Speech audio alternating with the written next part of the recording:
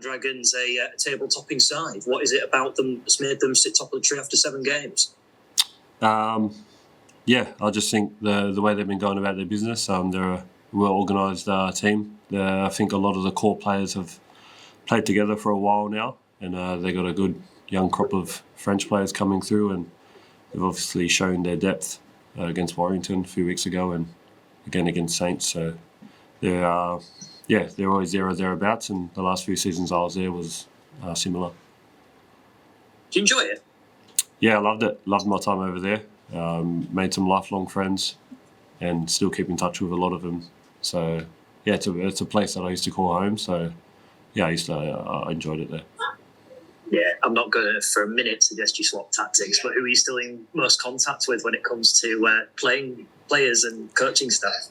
Probably Mickey Mack. Speak to him pretty much every day. So, me, him and Piercy formed a bit of a crew there. And, just stuck solid with them too. And then probably Fawadi and Jordan from the French boys. I speak to them a fair bit. So, all good fellas, all sound in the change room. So, yeah, just it's a good place to be, good place to live. So, I enjoyed it.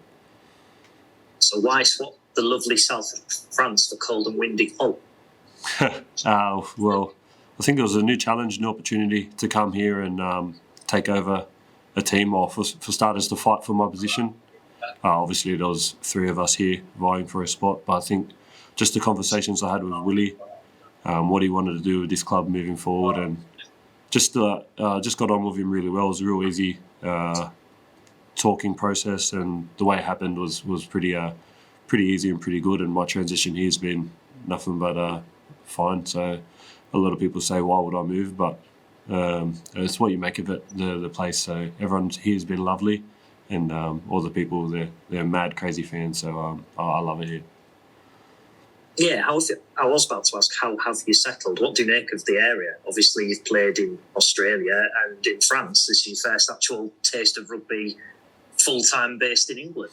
Yeah, I think it's what you make of it. I didn't come from a nice area myself back home, or what people think is not a nice area. But I love it back there where I live. So a lot of people have their opinions on where I live back in Australia, but I love it. So, and the same here. A lot of people have their opinions from afar, but I think unless you've indulged in it and lived through them kind of living arrangements, then you can't really have anything to say.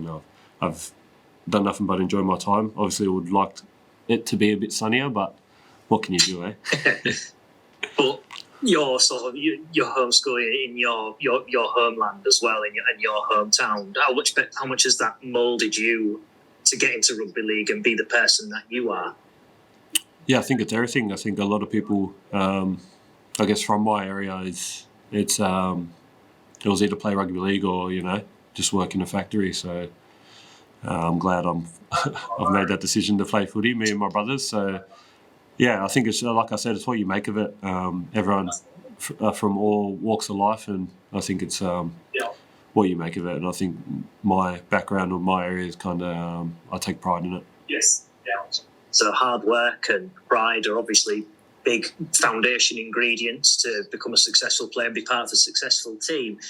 What do you feel in terms of correlation from playing for Catalan last year? What do you feel is the similarities between the two clubs from what you've seen, both playing and just in stature? I think the way they develop their own locals. There's a lot of boys here from Hull, or that grew up in Hull, or have gone and come back, and the same there.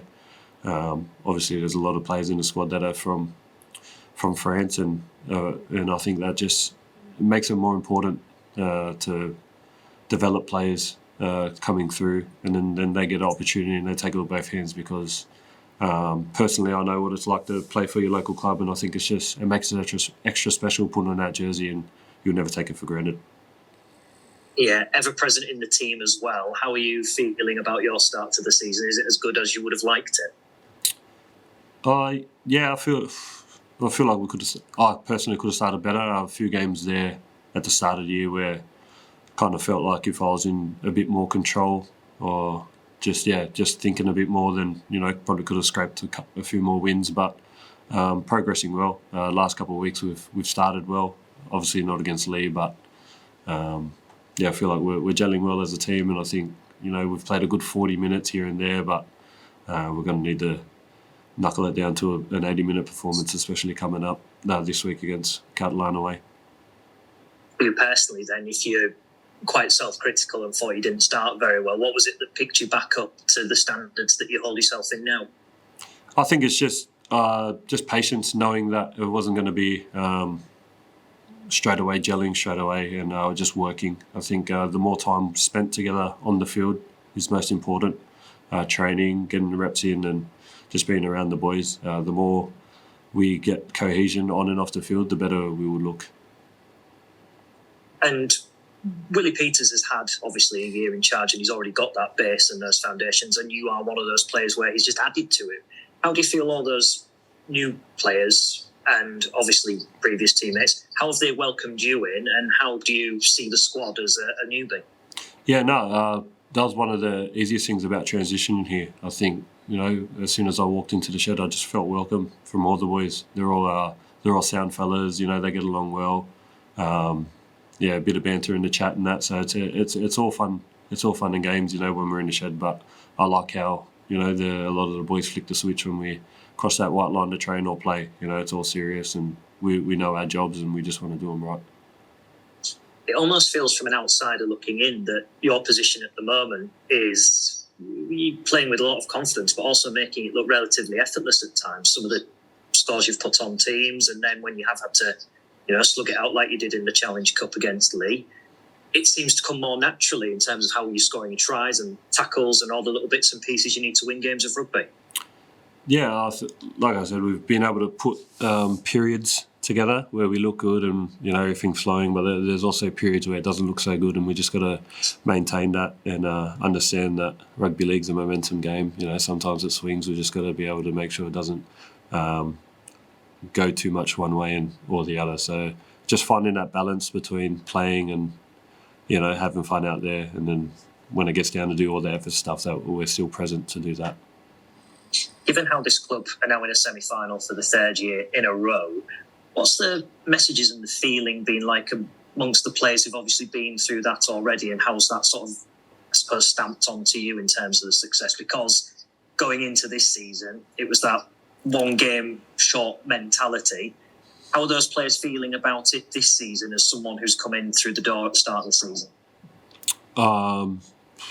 I can't really answer that because there hasn't been much chat about the semi. I know we're in the semi-final, but I can't speak on previous years or much that before. Pretty much this week we knew Challenge Cup was last week, and we've moved on from that. We obviously previewed the game, but I think our focus has gone straight to Catalan this week, and we'll worry about the semi-final and whenever that is.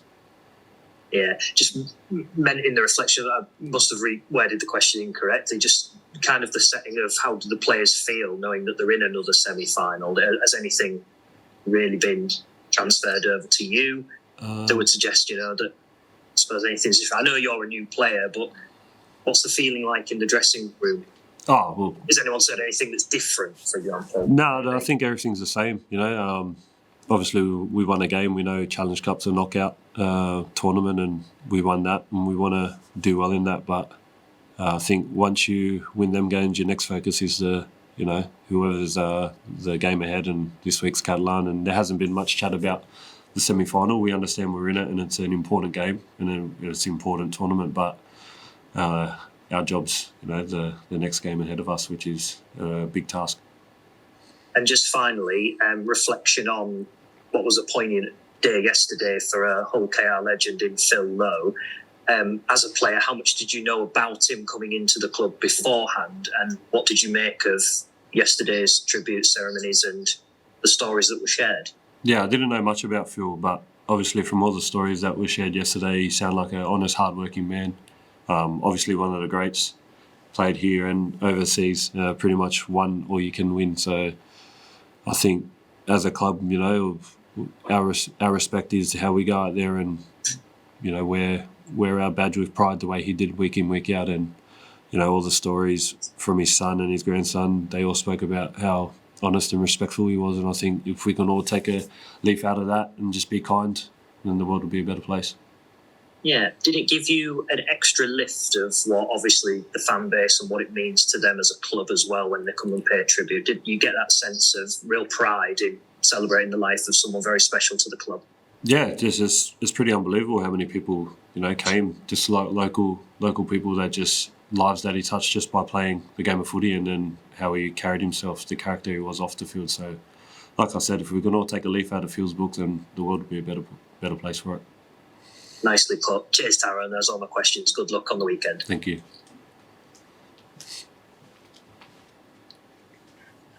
Now then, Sarah, are you well? Yeah, good. How are you? I'm all right, thanks. Cheers. Yeah, just a quick one. I was over at Warrington, the Catalans, the other week, and I saw you there afterwards catching up with some of the Catalans players. Do you tend to get to a lot of their games over here when you can? No, that was my first one. I just had the weekend off, and Piercy was in town before he had to fly back to Australia, so thought I'd take my chance to see him and him and Mick and catch up with a few of the boys. So it was just a general catch up. And you mentioned Mickey Mack obviously being good mates with him. I'm not sure if he's going to be playing at the weekend or not, but if he does, do you reckon he'll be out to get you? We all know he likes a big hit, don't he? Yeah, I know. I did message him. I said he's up, but whether he plays or not, I think he's shown that for the last 17 years playing at hooker, doing what he does. It's pretty mental, to be fair. I would have retired a long time ago if I was him, but he seems to love that sort of stuff. And if he does play on the weekend, hopefully it's not towards me.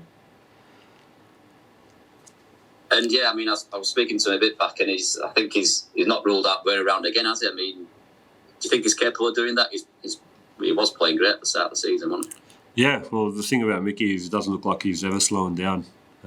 He's got crazy mental capabilities, and I think it's up to him whether he wants to or not. It's not like his footy's going backwards. It's just whether he would be bothered to do that again for 27 games or 30 games a year, sprinting out of the line and trying to fold the biggest blokes in the team.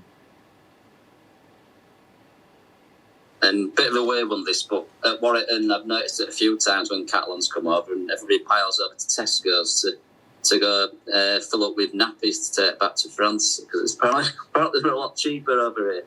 Is there anything you'll be bringing back from France to England when you do go back?